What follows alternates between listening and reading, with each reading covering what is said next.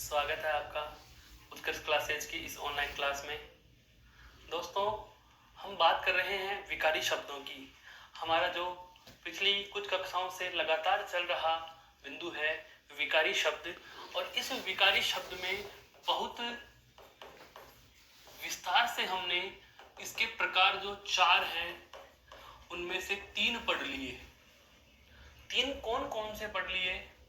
देखो, एक संज्ञा की हम चर्चा कर चुके हैं, सर्वनाम की हम चर्चा कर चुके हैं, और तीसरा और महत्वपूर्ण जो था उसकी हम चर्चा कर चुके हैं, विशेषण। विगत कक्षाओं की बात की जाए तो इन तीनों ही बिंदुओं से पृथक लेकिन है विकारी आज जो हमारा बिंदु शुरू होने वाला है वह कौन सा है? क्रिया। कौन सा है दोस्तों? क्रिया।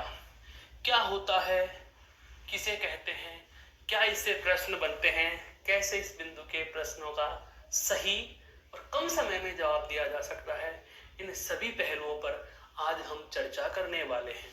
तो देखो, सबसे पहले बात कि ये क्रिया आया कहां से, तो ध्यान दीजिए, हिंदी भाषा जगत जननी भाषा कौन सी? संस्कृत, या हम कहें मूल भाषा। मूल भाषा का जहां भी नाम आए, तो मैंने आपको पूर्व की कक्षाओं में बताया था कि जहां भी मूल भाषा जिक्र होता है तो सदैव याद रखना, मूल भाषा किसे कहा गया है? संस्कृत को कहा गया है। किसे कहा गया है दोस्तों? संस्कृत को। और मूल भाषा में यह बिंदु जो क्रिया है यह चलता है। सभी व्याकरणिक बिंदु मूल भाषा में भी है जो हिंदी में भी है।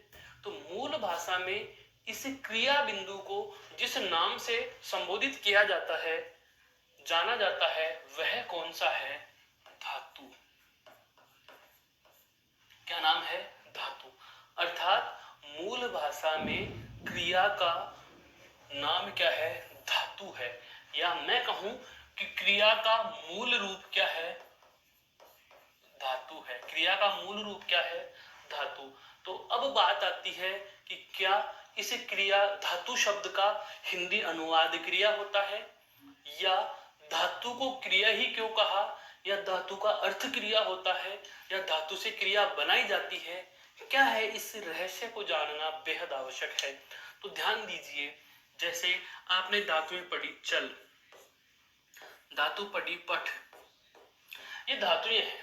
तो ध्यान रखना, संस्कृत की धातुओं में, संस्कृत के धातु रूप में ना, ना अगर पीछे जोड़ रहे हैं तो किस रूप में जुड़ेगा? प्रत्यय के रूप में। तो ध्यान देना, महत्वपूर्ण बात बता रहा हूं कि यदि मूल भाषा के धातु रूप में, मूल भाषा के धातु रूप में ना प्रत्यय जोड़ दिया जाए, यदि मूल भाषा के धातु रूप में ना प्रत्यय जोड़ दिया जाए, तो जो नया रूप बनता है उसे हिंदी में क्या नाम दिया गया? क्रिया नाम दिया गया। समझ में आया क्रिया कैसे बना?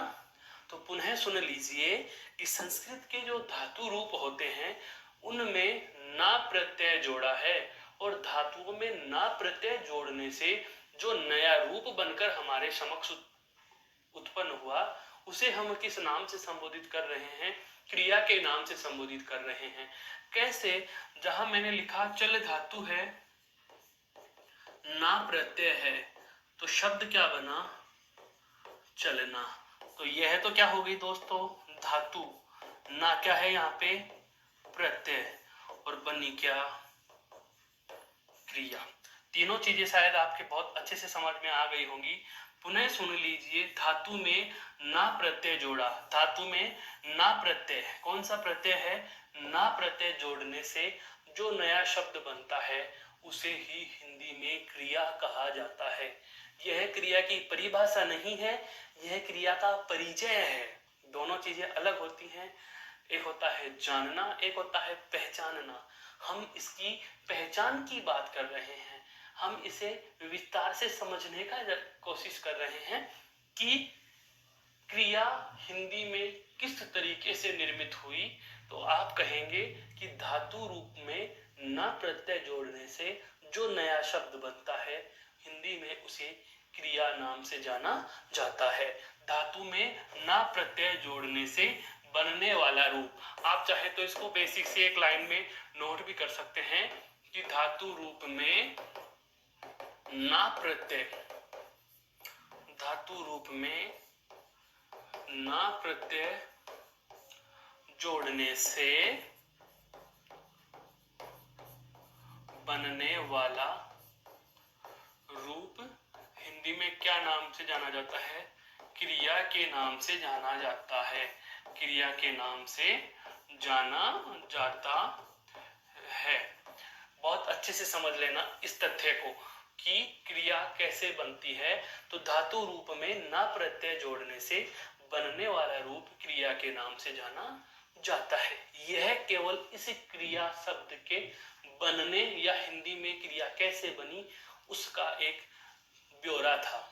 अब हम बात करेंगे इसकी परिभाषा की, इसके प्रकारों की। पहले आप एक बार इसे और देख लीजिए। तो जो क्रिया है क्या कहलाती है, किसे कहा जाता है?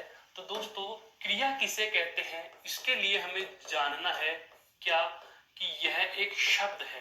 क्या है भाई? शब्द। क्रिया शब्द होता है और कैसा शब्द होता है? विकारी शब्द होता है। कैसा शब्द होता है? विकारी शब्द होता है। और किस चीज का परिचायक होता है, अर्थात ये क्या बोध कराता है? तो हम कह देंगे कि जो क्रिया शब्द है यह हमें कार्य का होना या करना बताता है। यह हमें कार्य का होना या करना बताता है। कहने का मतलब यह हुआ कि संस्कृत के धातु रूप में, संस्कृत के धातु रूप में ना प्रत्यय जोड़ देने से बनने वाले शब्द हिंदी में क्रिया कहलाए। और परिभाषा की हम बात करें तो कहेंगे कि किसी कार्य का होना या करना। ध्यान रखना यहाँ वाक्य कभी नहीं जोड़ना है। ऐसे नहीं, बहुत बार हमने देखा है कई किताबों में यदा कदा लिखा हुआ भी मिल जाता है कि किसी वाक्य में कार्य का होना या करना, पर जरूरी नहीं वाक्य हो ही, वाक्य नहीं भी होगा। क्योंकि क्रिया क्या है अपने आप में दोस्तों? एक शब्द है। क्रिया क्या है अपने आप में? शब्द। और कैसा शब्द है? विकारी। तो क्रिया की परिभाषा में हम इन दोनों चीजों को जोड़ेंगे कि ऐसा विकारी शब्द जो हमें कार्य का होना या करना बताए। ऐसा विकारी शब्द जो हमें कार्य का होना या करना बताए उसे क्रिया कहते हैं। बहुत साधारण सा उदाहरण लिख रहा हूं।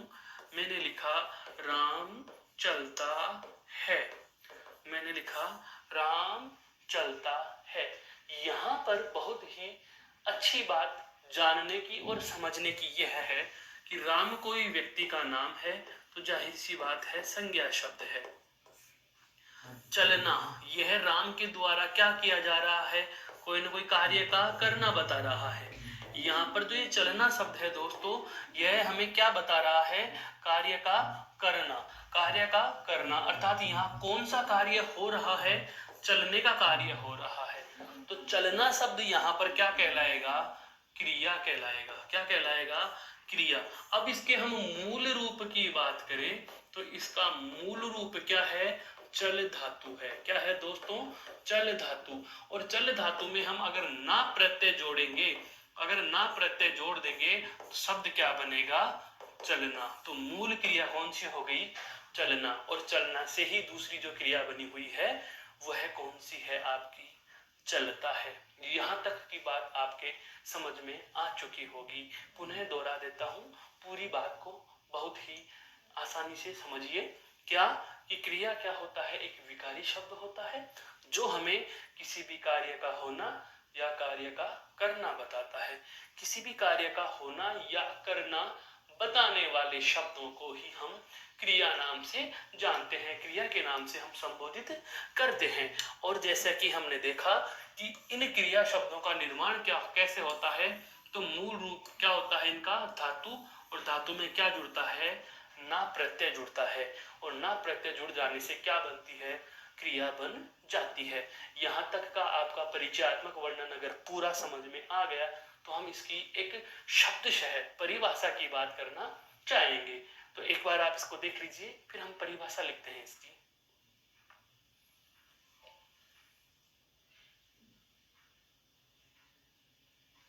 इसकी परिभाषा क्या होती है?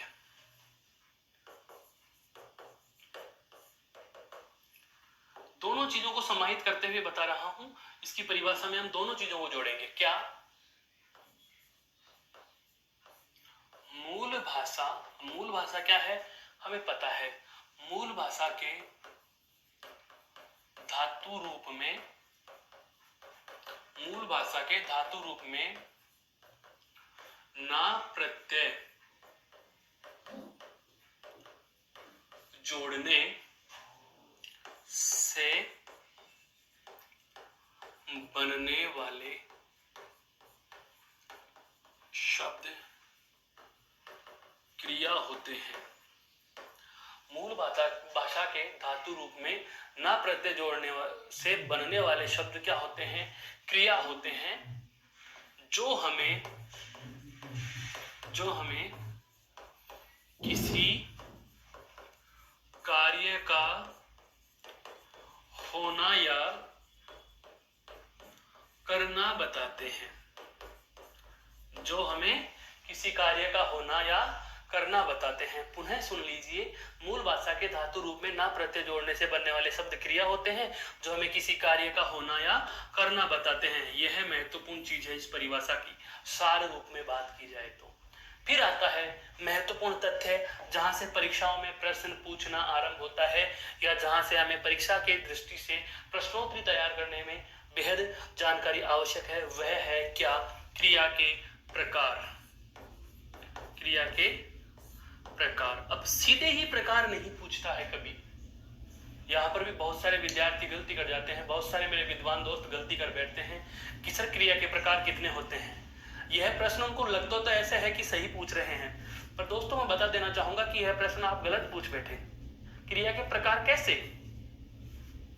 क्रिया के प्रकार के लिए आपको आधार देना पड़ेगा। क्या देना पड़ेगा दोस्तों? आधार देना पड़ेगा। किस आधार पर? किस आधार पर? क्योंकि क्रिया के प्रकारों की हम बात करें तो क्रिया को बांटने के 3 बेस होते हैं। क्रिया को 3 प्रकारों से या 3 आधारों पर हम विभिन्न प्रकारों में बांटेंगे। क्रिया के अलग अलग आधार पर अलग अलग प्रकार होते हैं। जैसे हम बात करें क्रिया के कर्म के आधार पर हम बात करेंगे तो प्रकार आएंगे कितने? 2। कर्म के आधार पर क्रिया को हम कितने भागों में बांटेंगे? 2 भागों में बांटेंगे। और यदि प्रयोग व संरचना की बात की जाए तो प्रयोग और संरचना की बात की जाए तो मूल 6 और कुल 8 प्रकार हम पढ़ने वाले हैं। और यदि काल के आधार पर बात की जाए दोस्तों, तो काल के आधार पर क्रिया के प्रकार कितने होते हैं? 3। तो क्रिया के प्रकार से संबंधित जो प्रश्न पूछा जाता है वह किस तरीके का होगा, अब आपके इस सारणी से समझ में आ जाना चाहिए। हो सकता है आपको प्रश्न पूछ लिया जाए कि क्रिया के कर्म के आधार पर कितने प्रकार होंगे, तो सदैव जवाब क्या होगा? 2। यदि पूछा जाता है कि प्रयोग व संरचना के आधार पर कितने होंगे, ध्यान देना, प्रयोग व संरचना दोनों चीजें जोड़ रहा हूं। केवल प्रयोग पूछता तो आप यहाँ 6 लिख सकते थे। 8 संरचना होते ही हम 8 लिख देंगे, क्योंकि सजातीय और सहायक क्रिया जो प्रयोग और संरचना में है वो 8 में समाहित कर दी जाएंगी। मूल 6 होती हैं, कुल 8 होती हैं। दोनों की बातें करेंगे कि 6 कौन सी हैं और 8 कौन कौन सी हैं। सामान्य क्रिया है, संयुक्त क्रिया है, पूर्वकालिक क्रिया है, प्रेरणार्थक क्रिया है, कृदंत क्रिया है, नाम धातु क्रिया है, सहायक क्रिया है और सजातीय क्रिया है। तो इन हम 8 भागों को पढ़ेंगे। और कर्म के आधार पर जो 2 नाम हैं बहुत जाने पहचाने हैं दोस्तों, और दोनों नामों के मैं बता देता हूं। एक नाम आपका आता है अकर्मक क्रिया, दूसरा नाम आता है सकर्मक क्रिया। और काल के आधार पर आपसे पूछे जाएं कि काल के आधार पर प्रकार कितने होंगे, तो काल के आधार पर कितने प्रकार बताने हैं? 3 बताने हैं। कितने बताने हैं? 3 बताने हैं। और ये तीनों कौन कौन से हैं? तो आप काल कितने होते हैं? 3। उन्हीं के नाम से इनके प्रकार हैं। वर्तमान काल, वर्तमानकालिक, भूतकाल, भूतकालिक, भविष्यकाल, भविष्यकालिक। तो सबसे पहले हम क्रिया के प्रकारों का जो बेस था उनके आधार को हम जान चुके हैं। अब हम एक एक आधार पर जो विभिन्न प्रकार होते हैं उनका विस्तार से अध्ययन करने वाले हैं। तो एक बार इस परिभाषा वाली स्लाइड को भी आप थोड़ा गौर से देख लीजिए ताकि हम आगे बात करें।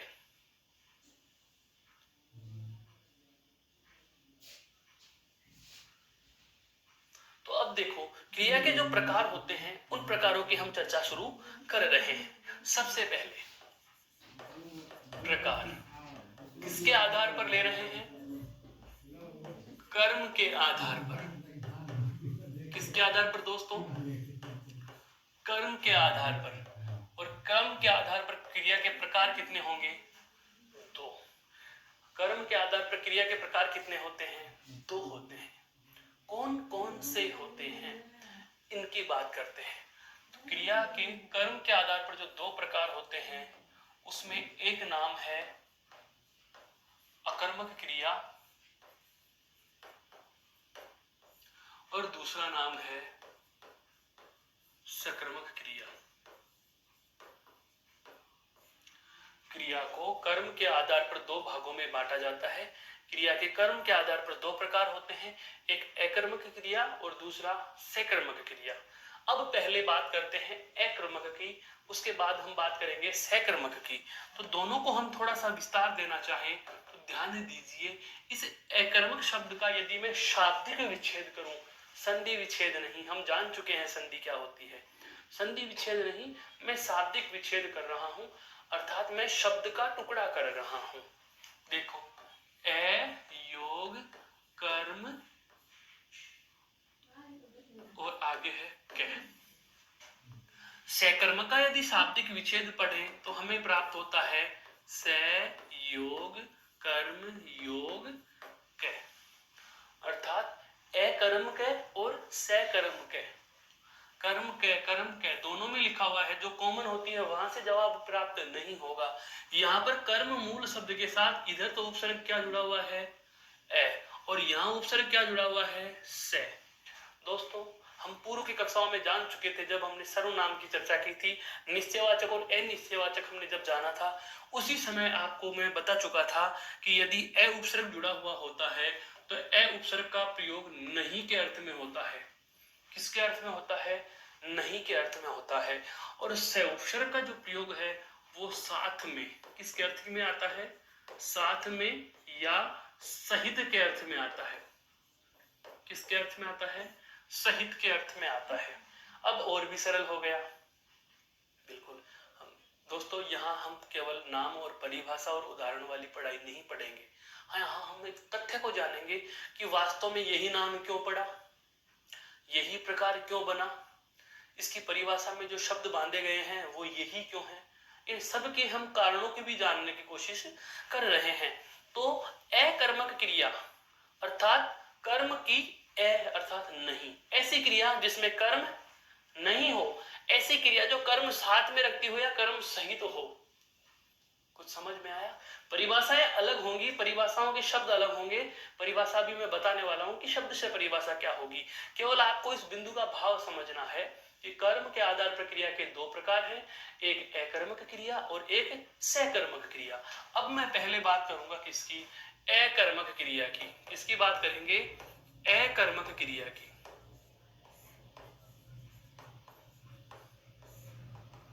दोस्तों, अकर्मक के नाम से जो हमें पता चला वह यह है कि ऐसी क्रिया जहां पर कर्म नहीं होगा, जहां पर कर्म नहीं होगा। ऐसे समझ लीजिए, आपने अंग्रेजी में भी पढ़ा है कि सेंटेंस में जो होता है वो सब्जेक्ट वर्ब और ऑब्जेक्ट हम लिखा हुआ पाते हैं। हिंदी में इसी सूत्र को कहा जाता है कर्ता कर्म और क्रिया। कर्ता कर्म और क्रिया, यह जो त्रिशब्द सूत्र है यह एक वाक्य का प्रारूप होता है। यह क्या होता है? एक वाक्य का प्रारूप होता है, सब्जेक्ट वर्ब और ऑब्जेक्ट, अर्थात हम कहें कर्ता कर्म और क्रिया। अब अंग्रेजी से आपके समझ में आ गया, अब हम केवल हिंदी वाले वाक्य की ही बात करेंगे। तो कर्ता कर्म और क्रिया की बात करें तो ऐसा कोई भी वाक्य जहां पर कर्ता भी हो, कर्म भी हो और क्रिया भी हो। तो बताओ, क्रिया के साथ में कर्म आया या नहीं आया? आया। और क्रिया के साथ में अर्थात सहित कर्म है, तो ऐसे वाक्य कौन सी क्रिया के वाक्य बनेंगे? सकर्मक क्रिया के। लेकिन हमें ऐसा वाक्य मिल जाता है जिसमें कर्म नहीं होता, जिसमें कर्म नहीं होता। थोड़ी देर के लिए मान लीजिए मैंने कर्म को हटा दिया और आपके वाक्य में सीधे ही आपको कर्ता के बाद में क्या मिल गई? क्रिया मिल गई। कर्ता के बाद में ही क्या मिल गई? क्रिया मिल गई। ऐसा वाला जो प्रारूप है, ऐसा वाला जो प्रारूप है कि जहां पर कर्ता और कर्ता के बाद में सीधी क्रिया है, अर्थात कर्म नहीं है, कर्म नहीं है, नहीं, तो नहीं कर्म अर्थात अकर्मक क्रिया होगी। केवल परिभाषा मैंने नहीं बोली है, बाकी भाव आप सारा समझ चुके होंगे, कहने की आवश्यकता ही नहीं। पुनः सुन लीजिए। मानो प्रतिज्ञा बोलते समय हम विद्यार्थियों की ऐसे लाइन बना दी जाती है, मुझसे आगे कोई और है, मुझसे आगे मोहन है, मोहन से आगे सोहन, सोहन के आगे कृष्ण, कृष्ण के आगे रमेश। हम सारे के सारे दोस्तों की आदत थी कि प्रतिज्ञा बोलते समय मैं मेरा हाथ सामने वाले विद्यार्थी के कंधे पर रखता था। मेरे कंधे पर मेरे से पीछे खड़ा व्यक्ति हाथ रख रखा है, मैंने मेरे से आगे वाले व्यक्ति पर हाथ रखा है। हाथ का मतलब मेरे हाथ का फल या प्रभाव मैंने सामने वाले पर रखा। ठीक उसी प्रकार से यहाँ पर इस त्रिशब्द सूत्र को बहुत अच्छे से समझना। सबसे पहले मैंने लिखा था कर्ता, कर्ता के बाद में क्या लिखा है? कर्म, और कर्म के बाद में क्या लिखी हुई है? क्रिया। क्रिया वाक्य में जहां भी होगी, क्रिया का सदैव प्रभाव जो होता है वह अपने से पूर्व के पद पर होता है। क्रिया का प्रभाव कहां होता है? अपने से पहले वाले पद पर होता है। एक जो अकर्मक क्रिया के वाक्य आएंगे उसमें आपको प्रारूप कैसे मिलेगा? कर्ता और कर्ता के बाद में क्या होगी? क्रिया। क्रिया की आदत क्या है? क्रिया का प्रभाव किस पर होता है? अपने से पूर्व पद पर, अपने से पूर्व शब्द पर। ध्यान दीजिए, यदि वाक्य की क्रिया अपना प्रभाव कर्ता पर डालती है, यदि वाक्य की क्रिया अपना फल या प्रभाव कर्ता पर डालती है, अब कर्ता पर क्यों डाली? क्योंकि यहां बीच में कर्म नहीं आया। कर्म बीच में ही क्यों आता है? यह वाक्य शुद्धि का नियम है कि वाक्य में कर्ता के बाद कर्म होगा, कर्म के बाद क्रिया होगी। कर्म को आप पहले नहीं लिख सकते, क्रिया को आप बाद में या कर्म के बाद में भी नहीं लिख सकते। इनके सबके स्थान फिक्स होते हैं।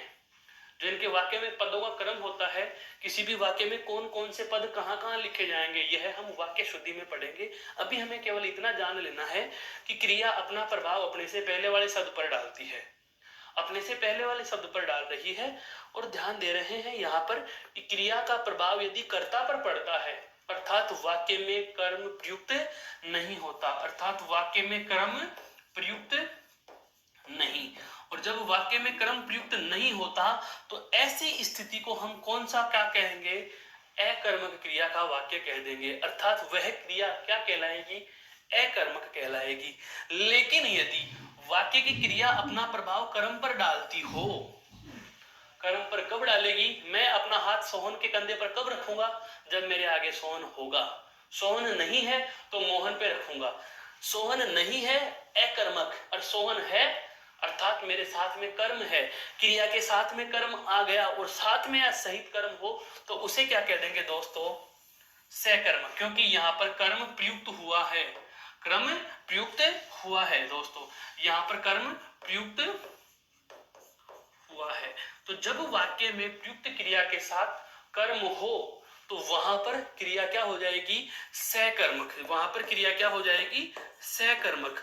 और यदि क्रिया के साथ में कर्म नहीं हो तो क्रिया क्या हो जाएगी?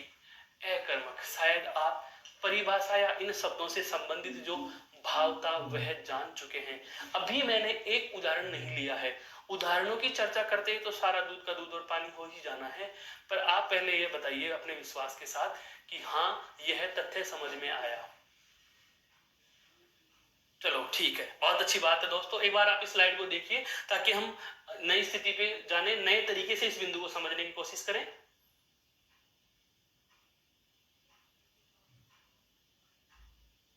जो कर्म के आधार पर क्रिया के प्रकार हैं दो, इन दोनों प्रकारों में हम पहले प्रकार की परिभाषा और अब उसके उदाहरण लेंगे। दोनों का तुलनात्मक हमने अंतर देख लिया, दोनों में अंतर क्या होता है, किस तरीके से इनके वाक्य में स्थितियां होंगी। अब आते हैं एक एक की परिभाषा पर। तो सबसे पहले हम बात करेंगे किसकी? अकर्मक क्रिया की। सबसे पहले हम बात किसकी करेंगे? अकर्मक क्रिया की। अकर्मक क्रिया की बात करते हैं तो जरा ध्यान दीजिए दोस्तों। सबसे पहले मैं परिभाषा लिखना चाहूंगा। कि यदि वाक्य में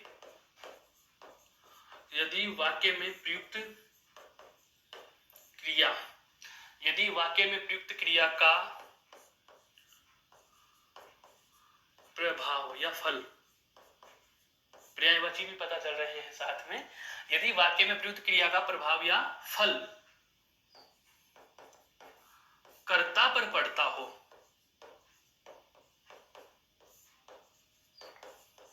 यदि वाक्य में प्रयुक्त क्रिया का प्रभाव या फल कर्ता पर पड़ता हो, अर्थात वाक्य में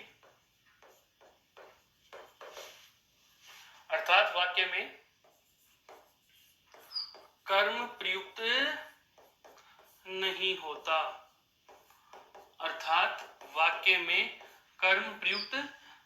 होता, बहुत अच्छे से जान लीजिए दोस्तों इसको, यह परिभाषा आपके लिए बेहद आवश्यक है समझना इस चीज को। परिभाषा क्या कह रही है कि यदि वाक्य में प्रयुक्त क्रिया का प्रभाव या फल कर्ता पर पड़ता है, कब पड़ेगा? जब वाक्य में कर्म प्रयुक्त नहीं होता, नहीं होता, उसे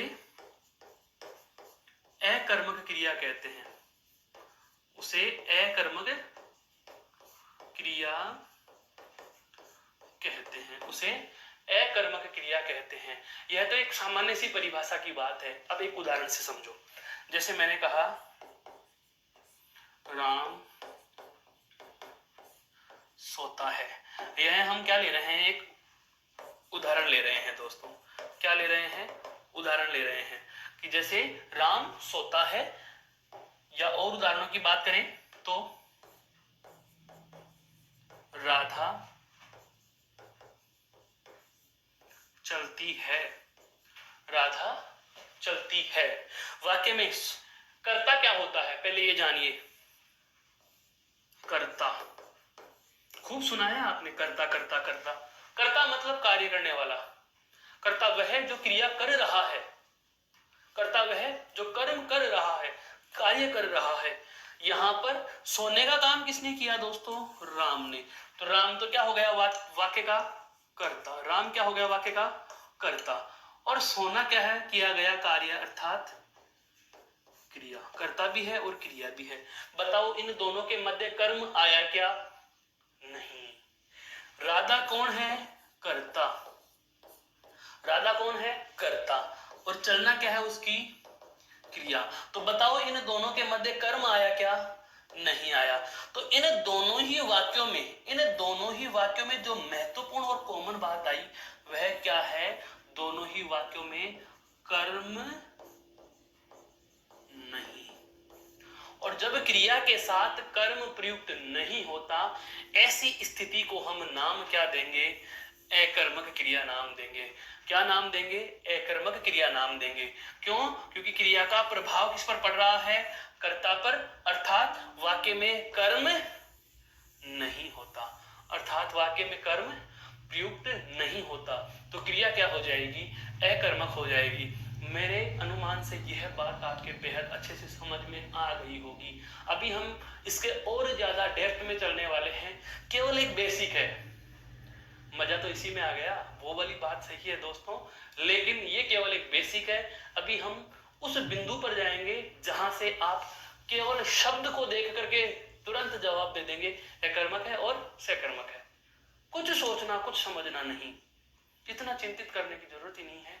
विस्तार मैंने इसलिए बताया, क्या पता लिखित परीक्षाओं का सामना आपको करना पड़ जाए, परिभाषा हूबहू पूछ ली जाए, तो इस तरीके से आप जवाब दे सकते हो। एक बार ऐसा हुआ था, हमारे यहाँ तो नहीं, लेकिन राजस्थान बोर्ड की बात करें, राजस्थान के अधीनस्थ बोर्ड की बात करें, तो अधीनस्थ बोर्ड में प्रश्न पूछ लिया गया था कि जब क्रिया का प्रभाव कर्म पर न पड़कर कर्ता पर पड़ता हो, कर्म पर न पड़कर, अब कर्म पर कब नहीं पड़ेगा? जब कर्म होगा ही नहीं। तो जब क्रिया का प्रभाव कर्म पर न पड़कर कर्ता पर पड़ता हो, तो ऐसे वाक्यों में होती है अकर्मक क्रिया, सकर्मक क्रिया, दोनों उपरोक्त में से कोई नहीं। बताइए दोस्तों कौन सा जवाब होगा? अकर्मक क्रिया। क्यों कि जब क्रिया का प्रभाव कर्ता पर पड़ रहा है तो सीधी सी बात है वाक्य में कर्म प्रयुक्त नहीं हुआ, और कर्म नहीं होगा तो सो हम सीधे से शब्दों में अकर्मक के नाम से संबोधित कर देंगे। यहां तक की बात आपके समझ में आ चुकी है। अब हम बात करते हैं एक बार बेसिक सा वर्णन, केवल और केवल, हाँ, बेसिक से वर्णन की बात कर रहे हैं, जो हमने अब तक जैसा अकर्मक का जाना वैसा ही सकर्मक को जानते हैं। फिर दोनों का तुलनात्मक अध्ययन करेंगे, तत्पश्चात इनका एक शॉर्ट फॉर्म निकाल के दूंगा। एक बार इसको पुनः देख लीजिए।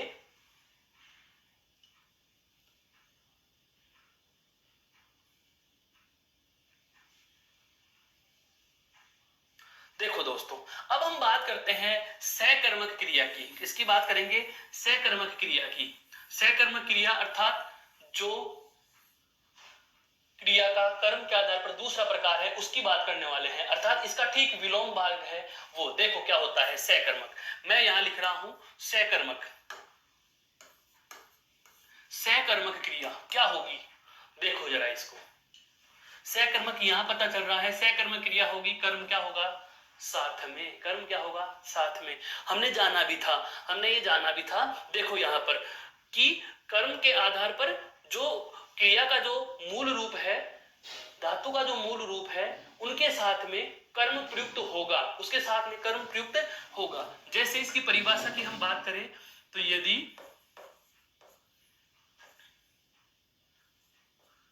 प्रयुक्त क्रिया का प्रभाव, यदि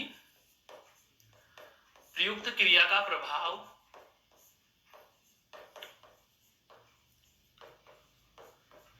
या फल, यदि प्रयुक्त क्रिया का प्रभाव या फल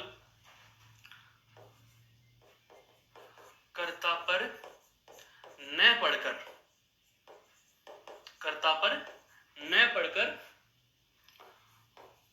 कर्म पर पड़ता हो,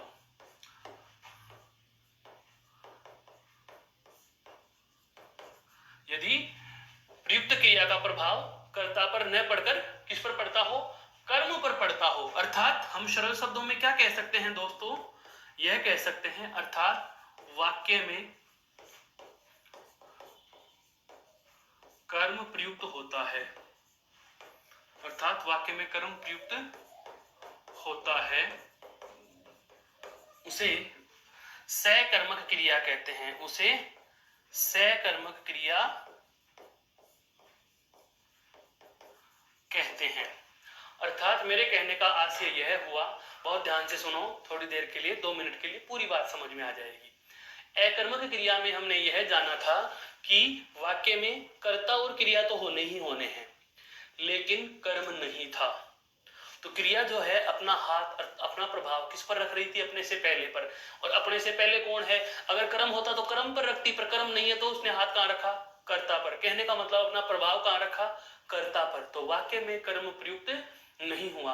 और जब वाक्य में कर्ता के साथ, सॉरी, क्रिया के साथ कर्म प्रयुक्त नहीं होता तो उसे आप अकर्मक कह देंगे। इसकी विपरीत स्थिति क्या आ गई कि यदि वाक्य में कर्म भी आएगा तो पहले तो आता है कर्म लिखा कहां जाएगा? तो कर्म जो होता है वो कर्ता के बाद और क्रिया के पहले लिखा जाता है, या मैं कहूं कर्ता और क्रिया के मध्य लिखा जाता है। तो क्रिया से पहले हो गया, और क्रिया से पहले हो गया तो लाजमी है कि क्रिया का प्रभाव किस पर जाएगा?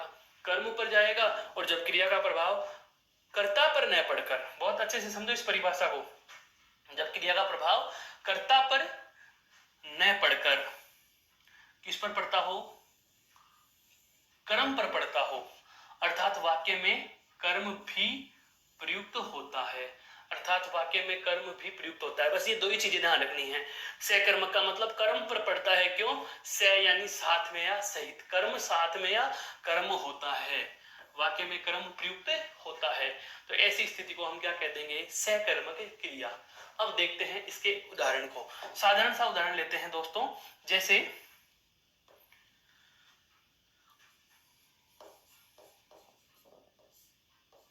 राम पुस्तक पढ़ता है। जैसे राम पुस्तक पढ़ता है, गीता अनार खाती है। गीता क्या रही है? अनार खा रही है। और राम क्या कर रहा है साहब? पुस्तक पढ़ रहा है। काम करने वाला राम, काम करने वाले को क्या कहा जाता है दोस्तों? कर्ता। क्या कहा जाता है? कर्ता। पढ़ना क्या है? उसकी क्रिया है। पढ़ना क्या है दोस्तों? क्रिया। पुस्तक क्या है यहाँ पर? कर्म। पुस्तक क्या है यहाँ पर? कर्म है। देखो यहाँ पर गीता काम कर रही है, इसका मतलब ये कौन हो गई? कर्ता हो गई। खाना क्या है? क्रिया। क्या खा रही है जी? अनार खा रही है। तो अनार यहाँ पर क्या है? कर्म। अब देखो हमारा जो प्रारूप था, त्रिशब्द सूत्र जो था वह क्या था? कर्ता, कर्म और क्रिया। कर्ता, कर्म और क्रिया। यदि वाक्य में क्रिया के साथ कर्म भी प्रयुक्त हो रहा है, साथ में या सहित कर्म हो, तो क्रिया कौन सी हो जाएगी? सहकर्मक हो जाएगी। कौन सी हो जाएगी दोस्तों? सहकर्मक हो जाएगी। यह एक बेसिक सा सेंस की बात है जो हमें दोनों के प्रकारों में परिभाषात्मक जो अंतर देखने को मिलता है, परिभाषा या नाम के अनुसार जो अंतर देखने को मिलता है, वह हम इस तरीके से भी समझ सकते हैं। मैंने आपको शब्दशः परिभाषाएं पूरी हूबहू जैसा कि हम नोट्सों में लिखेंगे, नोट्सों में आप लिख रहे हो, उस तरीके से उदाहरण और परिभाषा दोनों स्पष्ट बहुत अच्छे से कर दी। एक बार इसको देख लीजिए, फिर हम चलते हैं इनके तुलनात्मक अध्ययन पर, जहां से हमारे प्रश्न की प्रश्नोत्तरी शुरू होती है, जहां से हम हमारे परीक्षाओं के प्रश्नों को बहुत आसानी से और कम समय में अच्छा हल कर पाएंगे। देखो एक इसके बाद में हम देखते हैं।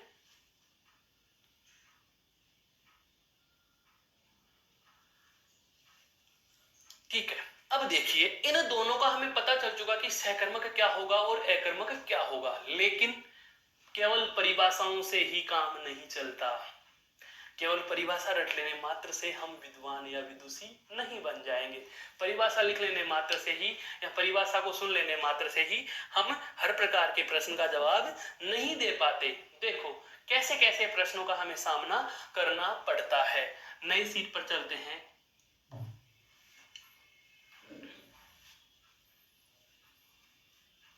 मैं एक उदाहरण लिख रहा हूं और इस उदाहरण से हमारे बिंदु को हम शुरू करेंगे। जैसे दोस्तों मैंने लिख दिया,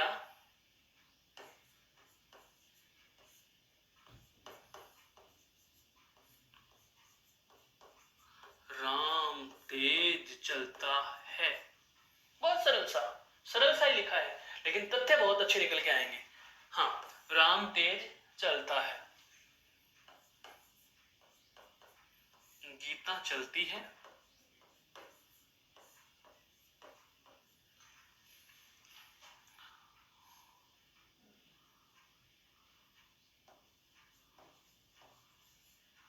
पक्षी आकाश में उड़ते हैं,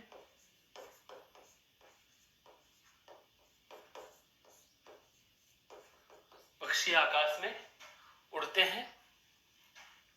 और एक उदाहरण मैंने लिख दिया, पत्ता पेड़ से गिरता है, पत्ता पेड़ से गिरता है।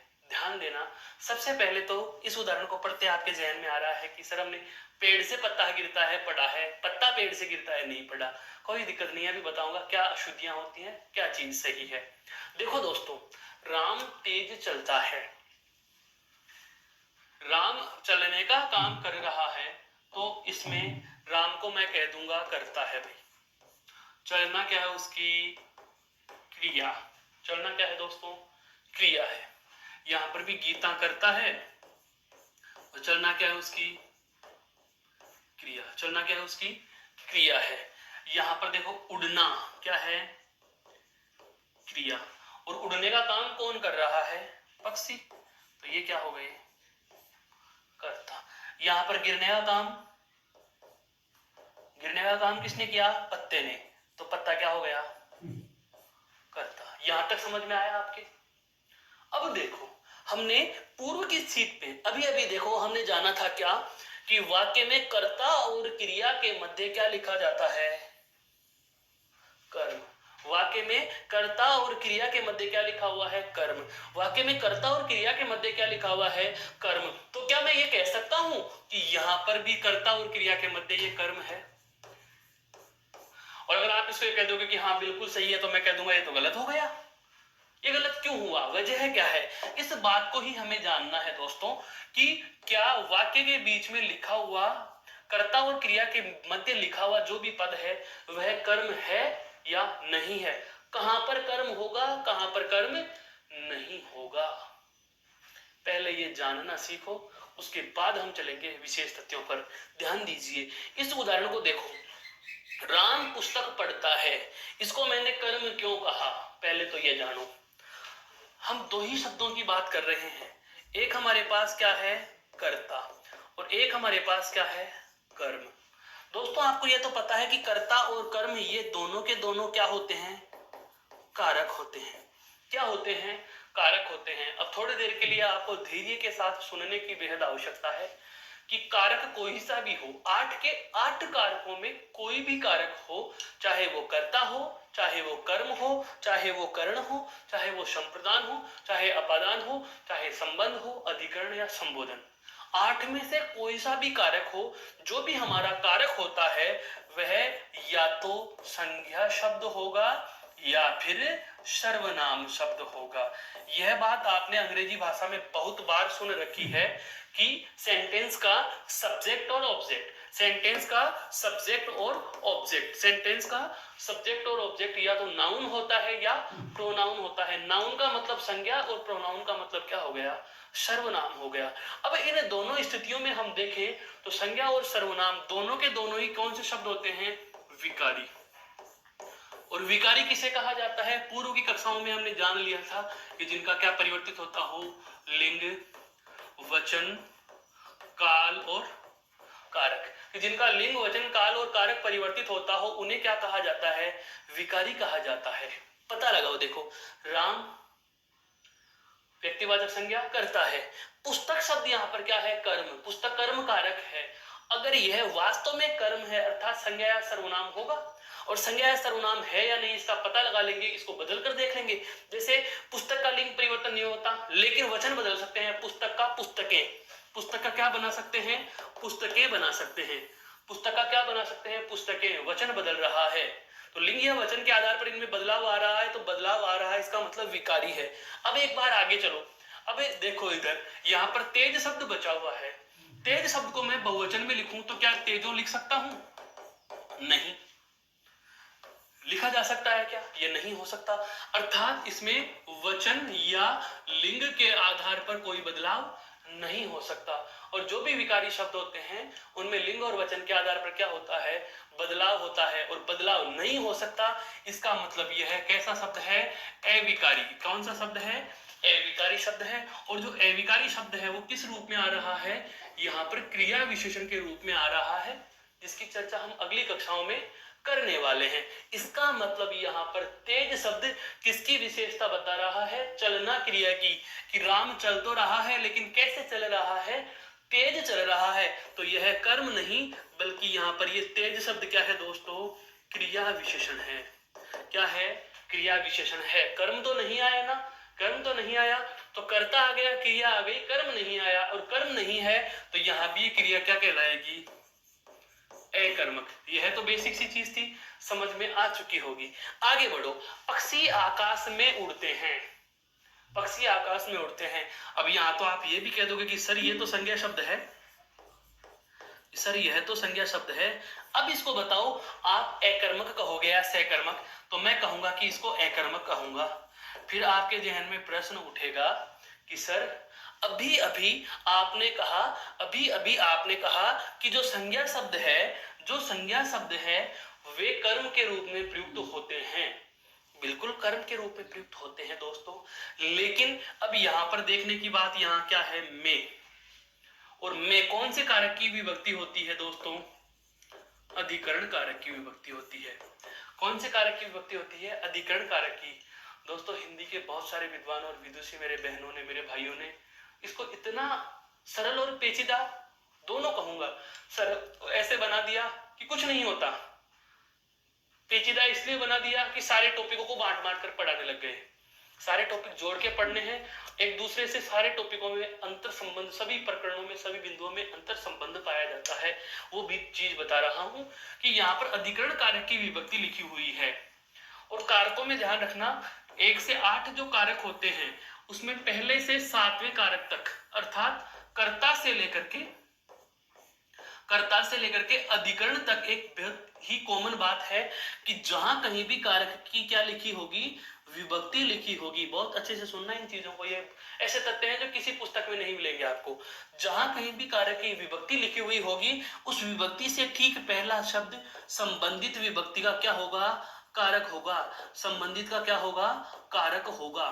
कहने का मतलब यह हुआ कि वाक्य में जहां कहीं भी हमें कारक की विभक्ति लिखी हुई मिलती है, उसके ठीक पहले शब्द जो होता है वो उसी विभक्ति का कारक होता है। और एक वाक्य में एक से अधिक कारक हो सकते हैं, पर एक स्थान पर दो कारक कदापि नहीं होंगे। यह बात आपके समझ में आ चुकी होगी। सुनिए, देखो यहां लिखा हुआ है मैं, और मैं कौन से कारक की विभक्ति है दोस्तों, मैं है अधिकरण कारक की विभक्ति। कौन से कारक की विभक्ति है, अधिकरण कारक की विभक्ति है। तो जाहिर सी बात है आकाश शब्द संबंधित विभक्ति का कारक होगा, तो इस में के अनुसार यहाँ पर आकाश क्या होगा, अधिकरण होगा। क्या होगा, अधिकरण होगा। और यदि आकाश अधिकरण है तो अधिकरण का मतलब कारक हो गया। एक वाक्य में एक से ज्यादा कारक हो सकते हैं, पर एक ही शब्द में दो कारक नहीं होंगे। आपने इसको अधिकरण मान लिया, कर्म नहीं मान सकते। समझ में आया दोस्तों। अर्थात यहाँ कर्ता है, यहाँ अधिकरण है और यहाँ क्रिया है। यहाँ भी हमें वाक्य में कर्म नहीं मिला, अर्थात ये क्रिया भी कौन सी हो गई, अकर्मक हो गई। कौन सी हो गई, अकर्मक हो गई। आपको दोस्तों 2 सेकेंड का समय है, इसको बहुत गौर से एक बार पुनः देख लीजिए, फिर हम अगले उदाहरण पर चलेंगे।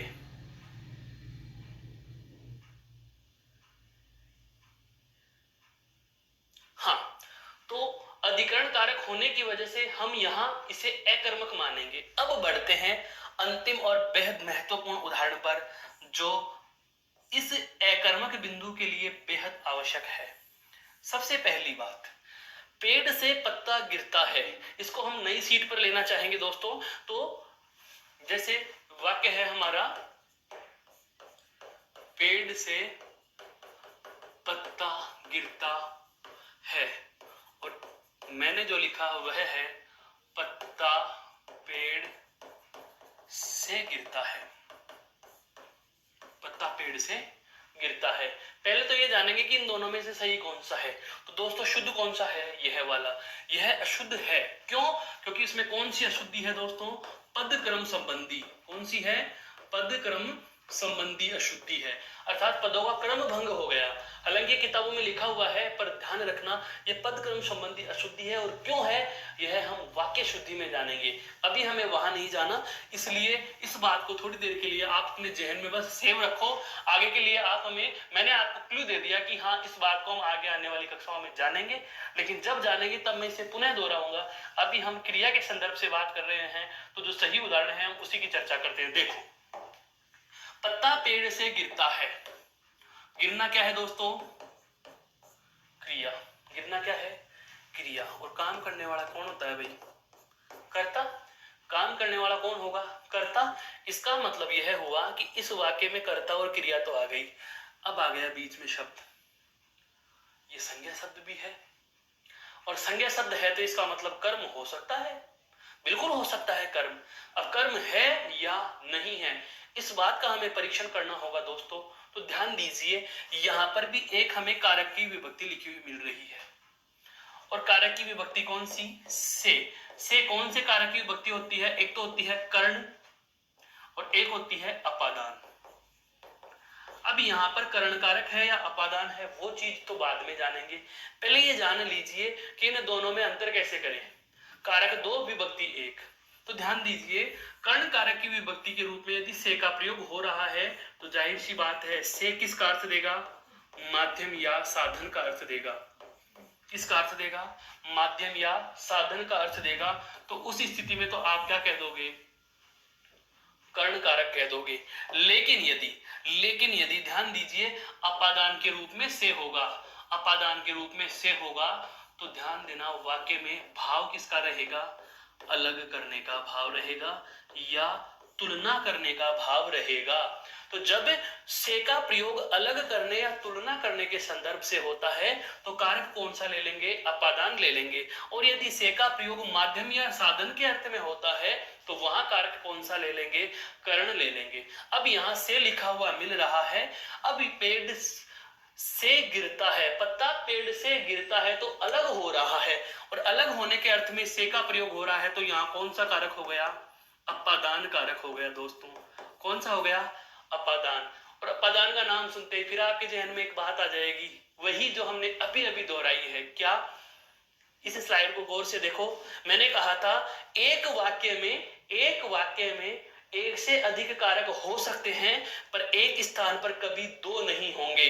वही बात हमारी यहाँ भी आ रही है कि एक वाक्य में कर्ता और अपादान कारक दो हो गए, लेकिन एक शब्द में दो नहीं हो सकते। इसको आपने मान लिया कि ये अपादान कारक है, तो कर्म तो नहीं हुआ ना। और अगर ये कर्म नहीं है तो कर्म नहीं होने की स्थिति में क्रिया कौन सी हो जाएगी, अकर्मक हो जाएगी। कौन सी क्रिया हो जाएगी दोस्तों, अकर्मक क्रिया हो जाएगी। बताइए यहां तक की सारी बातें आपके समझ में आ गई क्या? बहुत अच्छी बात है दोस्तों, यहां तक हमने जान लिया कि अकर्मक क्रिया वाले वाक्य किस किस तरीके से हमें दिग्भ्रमित कर सकते हैं, कैसे कैसे। और इससे ज्यादा कठिन स्तर का प्रश्न होता भी नहीं है अकर्मक क्रिया में। लेकिन अब फिर कहूंगा कि इतने बड़े उदाहरण, इतने बड़े परिभाषाओं का दौर गया। एक शब्द से हमें क्रिया का पता चल जाना चाहिए। इतना बड़ा वाक्य कौन कारक जांच करेगा, इतने सारे जरूरी थोड़ी है। हम जब क्रिया का ही जवाब डायरेक्ट नहीं दे पा रहे तो इतना क्रॉस चेक कैसे कर पाएंगे। बहुत बार हो जाता है कि हमें कारक का पता नहीं चल पाता, तो क्या कारक जिसको नहीं आते वो क्रिया को हल नहीं कर सकते? बिल्कुल कर सकते हैं। कैसे करेंगे जानते हैं। अब देखो, मैं कुछ शब्द लिखूंगा। मैंने लिखा चलना, देखना, उठना, नहाना, उठाना, नहलाना,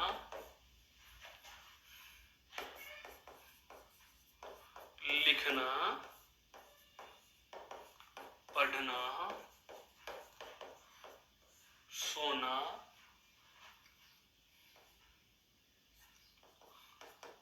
संवारना,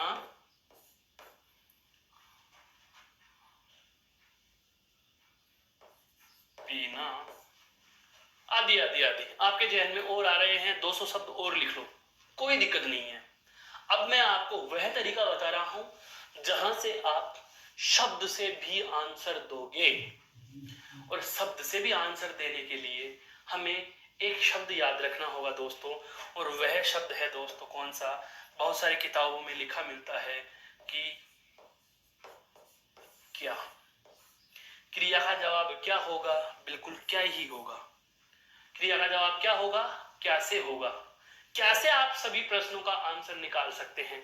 दोस्तों मैंने शब्द लिख दिए।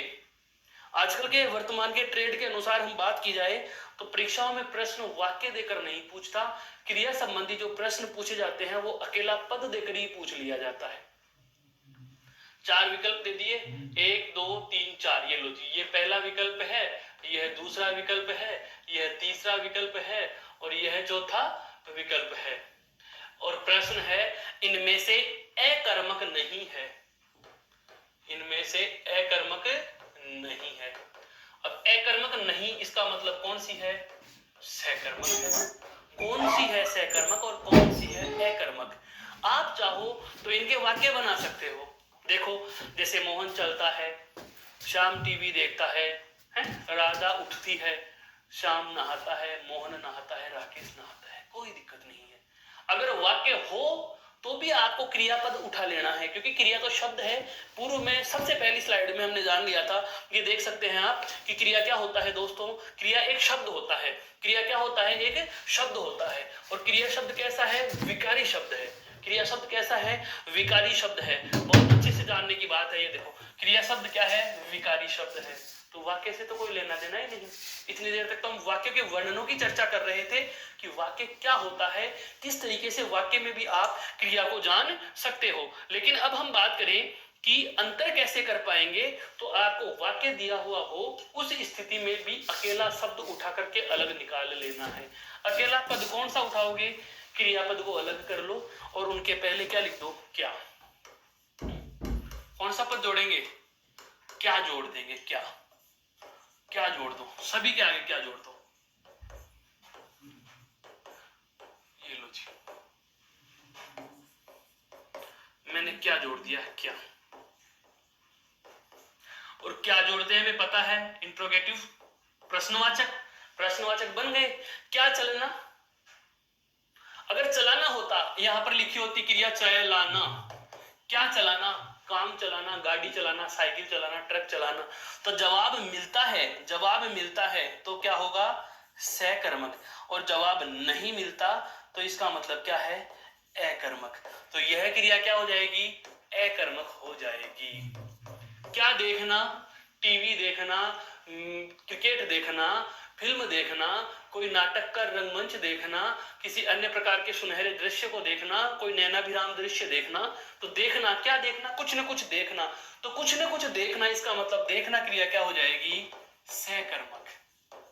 बहुत आसान हो गया है दोस्तों, है। क्या उठना, नहीं, क्या नहाना, नहीं, तो ये अकर्मक। क्या उठाना, जिम्मेदारी उठाना, भार उठाना, बोझ उठाना, इसका मतलब क्या का जवाब आ रहा है, जवाब आ रहा है तो सकर्मक, और जवाब नहीं, नहीं का मतलब अकर्मक। नहलाना, क्या नहलाना, गाड़ी नहलाना, किसी बालक को नहलाना, इसका मतलब नहलाना तो क्या हो गया, सकर्मक। क्या पीना, पानी पीना, इसका मतलब सकर्मक। क्या संवारना, बाल संवारना, सकर्मक है। क्या सोना, नींद सोना, नहीं, अकर्मक। क्या पढ़ना, अखबार पढ़ना, सकर्मक। क्या लिखना, पत्र लिखना, इसका मतलब यह भी क्या है, सकर्मक। उम्मीद कर रहा हूं आपके बात बहुत अच्छे से समझ में आ गई होगी। तो हम इसका एक बेसिक सेंस की बात करें कि क्रिया शब्द को हल कैसे करेंगे, तो आपको चाहे इस प्रकार के वाक्य दे दें, इस प्रकार के वाक्य दे दें। मैंने क्या किया, देखो, चलना शब्द उठा लिया, चलना शब्द उठा लिया, उड़ना शब्द उठा लिया, गिरना शब्द उठा लिया, गिरना शब्द उठा लिया, अब अपने आप पता लग जाएगा। देखो, गिरना, क्या गिरना, आप कहोगे सर पत्ता गिरना, ठीक है भाई, क्या का जवाब आ रहा है, कर्म आ गया आपके दिमाग में, सकर्मक है। इसको मैं कर्म मान लूंगा, तो अब आप मुझे बता दीजिए कर्ता कौन है, क्योंकि वाक्य में क्रिया हुई है, वाक्य में क्रिया हुई है। इस वाक्य पर मैं आपको इसीलिए लेकर आया हूं कि आपका क्या वाला फॉर्मूला आप लगाओगे, यहां पर गलती कर जाओगे। आप सोचोगे पत्ता पेड़ से गिरता है, क्या गिरता है, पत्ता गिरता है, क्या से जवाब मिल गया, सर ने कहा था क्या का जवाब मिले, सकर्म कर दो, नहीं भाई गलत हो गया। सर गलत क्यों हो गया, आप ही ने तो कहा था। अरे बिल्कुल मैंने ये कहा था, लेकिन मैंने ये थोड़ी कह दिया कि आपके वाक्य में यदि कार्य हो रहा है तो निश्चित रूप से काम करने वाला तो कोई होगा, और काम करने वाला कौन है, पत्ता है, तो पत्ता तो करता है, और कर्ता भी एक कारक होता है, कर्म भी एक कारक होता है। इसे आप कर्ता कारक मान बैठे तो कर्म तो मान ही नहीं सकते ना, क्योंकि एक वाक्य में, एक शब्द में एक ही कारक हो सकता है, एक शब्द में एक साथ दो कारक नहीं हो सकते। आपने इसे कर्ता कारक कह दिया तो कर्म कारक तो नहीं कह सकते ना, तो ये तो कर्ता है, यह तो कर्ता कारक है, कर्म वाक्य में है ही नहीं, तो क्रिया क्या हो जाएगी, अकर्मक। कहने का मतलब यह हुआ दोस्तों कि हमें वाक्य दे या नहीं दे, हमें क्रियापद को अलग उठा लेना है और उससे पहले क्या लिखकर प्रश्न बनाना है। यदि हमारे प्रश्न का जवाब मिलता है तो सकर्मक होगी, जवाब नहीं मिलता तो अकर्मक होगी। यह वाला तथ्य आपके लिए मैं लिख भी देता हूं, आप एक बार चाहो तो इस स्लाइड को देख सकते हैं गौर से, फिर हम एक लाइन लिखेंगे बहुत अच्छी।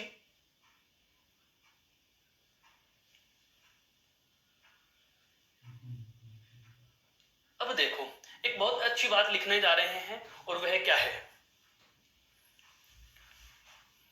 मुख्य तथ्य। और मुख्य तथ्य क्या है दोस्तों, यह देखना आप,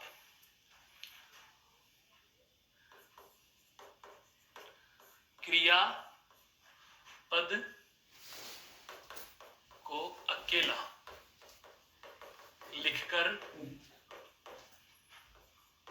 लिखकर उससे पहले क्या जोड़कर प्रश्न बना लेंगे। ठीक है, प्रश्न बना लिया। यदि प्रश्न का जवाब मिलता है, यदि प्रश्न का जवाब मिलता है तो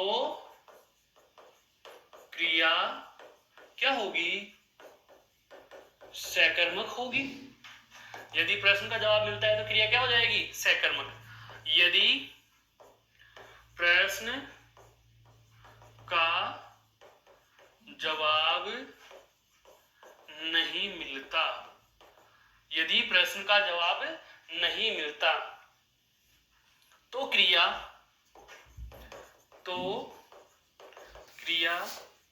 क्या हो जाएगी दोस्तों, अकर्मक होगी। यदि प्रश्न का जवाब नहीं मिलता तो क्रिया क्या हो जाएगी, अकर्मक होगी। यहां तक की बात आपके समझ में आ चुकी क्या? अब तक हमने जो जाना दोस्तों वह क्या जाना, एक बार जरा गौर करो। हमने क्रिया के प्रकार जाने हैं, किसके आधार पर, कर्म के आधार पर। कर्म के आधार पर कितने प्रकार, दो। बेसिक सी बातें हमने जानी। सबसे पहले अकर्मक क्रिया क्या होती है और उसके बाद सकर्मक क्रिया क्या होती है। फिर कुछ उदाहरणों से हमने विशेष तथ्यों वाले एग्जाम्पल्स को जाना कि कई बार हमें कर्ता और क्रिया के मध्य अन्य कारक मिल जाते हैं और हम उन्हें भ्रमवश कर्म कारक समझ बैठते हैं और अकर्मक की जगह सकर्मक कर देते हैं। फिर मैंने आपको एक विशेष तथ्य और बताया था कि किस तरीके से आप कारक को अलग कर लेंगे, तो अलग करने का तरीका बता दिया। विभक्ति देखिए और विभक्ति के बाद आप उस कारक का पहचान कर लीजिए। फिर हमने एक नई चीज जानी है क्या, कि शॉर्ट तरीके से कम समय में ज्यादा अच्छा जवाब कैसे दें। तो आप अकेला शब्द उठा करके लिख दो, शब्दों से पहले क्या का प्रयोग कर लीजिए। जवाब मिलता है तो आपकी क्रिया क्या होगी, सकर्मक, और जवाब नहीं आता तो क्रिया क्या होगी, अकर्मक। जो ये हमने जाना है, यहाँ पर ये वाली बातें बहुत महत्वपूर्ण है। जवाब मिला तो सकर्मक और जवाब नहीं तो अकर्मक। यह केवल अकर्मक और सकर्मक की बात थी दोस्तों। अब हम अगली कक्षा में जो चर्चा करेंगे वो इस सकर्मक के भी प्रकार होते हैं, अकर्मक के नहीं, केवल सकर्मक के जो प्रकार होते हैं उन पर प्रकाश डालेंगे और उसके बाद क्रिया के शेष रहे प्रकारों पर चर्चा करेंगे। आप इसको एक बार पुनः देखेंगे और अपनी जो भी समस्या है वो कमेंट बॉक्स में टाइप करके भेज देंगे, जिसका समाधान हम आपको समय पर उपलब्ध करवा देंगे। धन्यवाद, आपका दिन शुभ हो।